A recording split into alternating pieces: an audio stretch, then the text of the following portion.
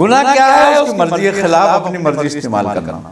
کیا زبان تیری اپنی ہے؟ کیا آنکھ تیری اپنی ہے؟ کیا ہاتھ تیرے اپنے ہیں؟ کیا تیرے پیر اپنے ہیں؟ تیرے پورے جسم میں کیا چیز تیری اپنی ہے؟ اگر کچھ بھی تیری اپنی نہیں ہے تو پھر اس سے خواہش کیسے کر سکتا ہے غیر کی؟ پھر اس کی مرضی کا، جس کا ہے اس کی مرضی کے خلاف اس کو استعمال کیسے کر سکتا ہے تو؟ اگر اس میں کچھ بھی تیرا ہو پھر تو کر اپنی مرضی استعمال اس میں۔ تو خائن ہو رہا ہے۔ سب سے پہلی بات یہ ہے کہ تو خیانت کر رہا ہے، خائن ہو رہا ہے۔ یہ تو کسی اور کی تھی، اس میں تو کچھ تیرا تھا نہیں، تو پھر تو نے زبان سے غیر کی تعریف کیسے کری؟ جس نے اپنی تعریف کے لیے تجھے دی تھی تو نے دوسروں کی تعریف کیوں کری اس سے؟ اس نے اپنے آپ کا جلوہ دکھانے کے لیے تجھے آنکھیں دی تھی، تو نے دوسرے کو کیوں دیکھا اس سے؟ اس نے اپنے راستے پہ قدم رکھنے کے لیے تجھے یہ پیر دیا تھا، تو دوسرے راستے پہ کیسے گیا؟ تو طاغوت کے ساتھ ملا ہوا تھا اور دعویٰ کر رہا تھا اللہ پہ ایمان کا۔ تو خائن بھی تھا، کاذب بھی تھا، اور پھر اس پہ ڈٹا رہا کہ ظلم بھی کرتا رہا، اور جو کچھ تیرا ملک نہیں تھا اس کو اپنی ملکیت سمجھتا رہا۔ تو نے کب کفر کیا طاغوت کے ساتھ؟ وَيَكْفُرُ بِالطَّاغُوتِ وَيُؤْمِنُ بِاللَّهِ۔ جو کفر کرے طاغوت کے ساتھ وہ لایا ایمان اللہ پر۔ اللہ پہ ایمان لانے کا مقصد کیا ہے؟ اللہ پہ ایمان لانے کا مقصد تو یہی ہے کہ اس کی اتھارٹی تسلیم کر لی کہ سب کچھ تیرا ہی تھا اور تیرا ہی ہے، اب تو بتا مجھے کیا کرنا ہے، اور تو اپنی مرضی سے کرنا چاہتا ہے۔ اہل تصوف کے نزدیک، صوفیہ کے نزدیک یہ بات بھی جائز نہیں کہ تو اپنے کسی عمل کا صلہ مانگے، اس لیے کہ تیرا تھا کیا جو تو مانگ رہا ہے؟ اب وہ تو اس کی مرضی ہے، یعنی کرتا جا اور چھوڑتا جا، اس پہ دے، اس کو اسی کے لیے کر، بس جو کچھ ہے اس کے لیے، بس ختم۔ گناہ کیا ہے؟ اس کی مرضی کے خلاف اپنی مرضی استعمال کرنا۔ وہ علامہ اقبال کی بڑی پیارا ایک شعر ہے، وہ کہتا ہے کہ پانی پانی کر گئی مجھ کو قلندر کی یہ بات، تو جھکا جب غیر کے آگے نہ من تیرا نہ تن تیرا۔ یعنی کہ اگر تو نے سجدہ بھی جنت کے لیے کیا تھا تو تیرا کچھ نہیں تھا، پھر بھی تو نے غیر کے لیے سجدہ کیا۔ جو یہ کہ یہ نفس میرا ہے، ابھی فالج کا اٹیک ہو جائے تو کیا رہ جاتا ہے اس کا؟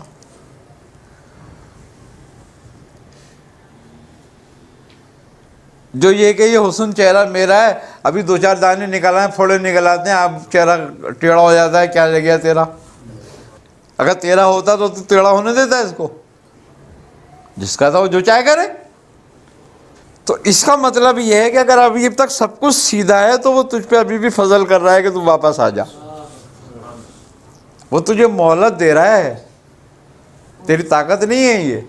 اب بات یہ ہے کہ لقد حق القول علی اکثرہم فہم لا یؤمنون، کہ تم میں سے اکثریت حق پر ایمان نہیں لانے کی۔ اس کی دو حالتیں ہیں، ایک وہ جو مطلق ایمان نہیں لانے کے، ایک وہ جو ایمان لا کر بھی ایمان نہیں لانے کے، یعنی کہ وہ تکلیف سے باہر نہیں آنے کے، وہ اسی پہ دلیلیں دیتے رہیں گے۔ اور صوفیہ کے ہاں جب وہ کسی پہ اپنی نظر کرم کرتے ہیں نا اور اس کو اللہ تک پہنچانا چاہتے ہیں تو ایک کام کرتے ہیں بس، ٹوٹل دوسرا نہیں کرتے کوئی بھی، اس کو دلیل سے نکال کے یقین میں لے جاتے ہیں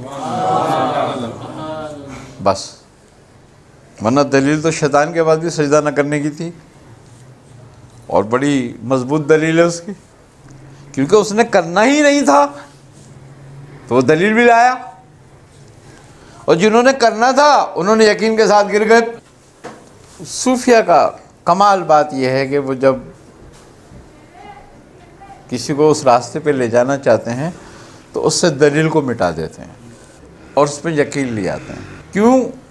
کہ یہ راستہ اللہ نے بتایا ہے، کہتا ہے ذالک الکتاب لا ریب فیہ ھدی للمتقین، پہلے اس کتاب پر یہ یقین کر لو کہ اس میں کہیں شک کی گنجائش نہیں ہے، اور اگر تمہیں جب یہ یقین آ گیا کہ اس میں کہیں شک کی گنجائش نہیں ہے تو تمہارے لیے راستہ ہے، پھر یہ ہدایت ہے، یہ متقین کے لیے، پھر یہ تمہارے اندر اللہ کا خوف اور محبت پیدا کر دے گی۔ حضور وہ دوسری جگہ پھر یہ بھی تو ارشاد فرما رہا ہے کہ یضل بہ کثیرا ویہدی بہ کثیرا، اسی سے ہدایت پاؤ گے اور اسی سے گمراہ ہو۔ وہی تو بتا رہا ہوں نا میں. اس سے یقین کرنے والے ہدایت پائیں گے اور دلیل دینے والے گمراہ ہو جائیں گے. حضور اس دلیل سے کیا مراد ہے؟ ہاں، اس دلیل سے مراد یہ ہے کہ ہر وہ بات جو تجھے وسوسے میں ڈال دے حق سے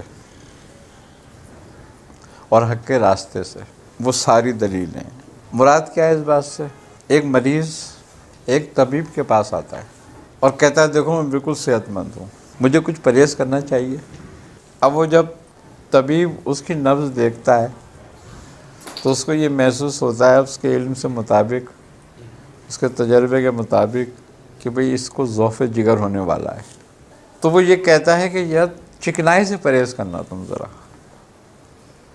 لے میں تو اچھا کھاتا ہوں، خوب کھاتا ہوں، ہضم بھی ہوتی ہے، پھر کیوں کروں پرہیز؟ یہ اس نے دلیل دے دی. دلیل دے دی. حلال خواہشیں رکنے کا نام تو متقوی ہو گیا کہ تو اس خواہش کو ضرورت پہ لیا. اب چونکہ جب آدمی اس راستے پہ قدم رکھتا ہے تو اس کے دل میں دنیا کی محبت میں وہ صلاحیت ہوئی بھی ہوتی ہے، بیوی بچوں کی محبت، دنیا کی محبت، ہر چیز کی محبت، مال اسباب کی محبت. اب صوفیہ اس کے ساتھ کیا کرتے ہیں؟ ان کا پہلا طریقہ یہ ہوتا ہے کہ تیرے پاس کتنا مال و اسباب ہے؟ وہ کہتا ہے جی اتنا ہے. بولے جا پہلے اللہ کی راہ میں اس کو دے کر آ. ہے نا یہ طریقہ؟ اب وہ دے کر آ جاتا ہے. اب کہتا ہے کہ کیا کرنا ہے؟ بولے تیرے پہ گوشت بہت چڑھا ہوا ہے. پھر بولے فاقے کر، روزے رکھ تاکہ یہ بھی کچھ کم ہو.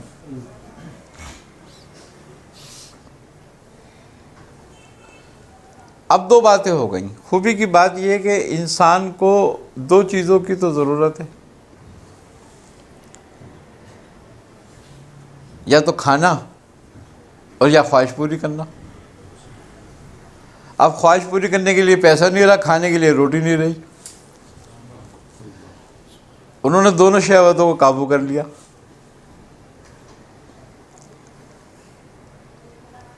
اب ایک بھوکا رہنے والا آدمی ہے، ایک آدمی بھوکا ہے، اسے ننگا ہے، اس کے پاس پیسے نہیں ہیں، بھوکا ہے. اب بتاؤ اس کو کیا خواہش جاگے گی؟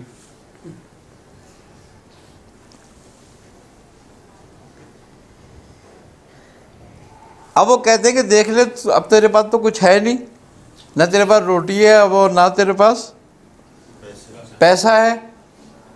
تو اب بولے اگر تیرا ہوتا تو تیرے پاس ہوتا نا. اب تیرا جو ہے وہ تیرے پاس اب بھی ہے. وہ کہتا ہے کیا کہ اللہ کا نام. اب لے شروع ہو جا. اب تو وہ تیرا ہے، وہ تیرے پاس ہمیشہ رہے گا، چاہے تو ننگا رہے چاہے بھوکا رہے، وہ تیرے ساتھ رہے گا. اب شروع ہو جائے اس پہ تو بس.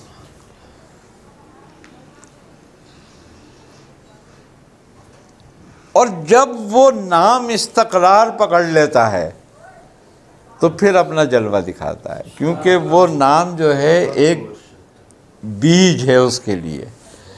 جب اس کے قلب کی زمین پر لگتا ہے تو پھر گل و گلزار ہونے لگتا ہے، اور پھر وہاں سے نور کے سوتے پھوٹتے ہیں اس کے، اور پھر وہ اپنے اندر ہی ایک الگ جہاں دیکھتا ہے. پھر وہ باہر کے جہاں کو بھول جاتا ہے. پھر ہر چیز اس کے آگے بے وقت ہو کے رہ جاتی ہے.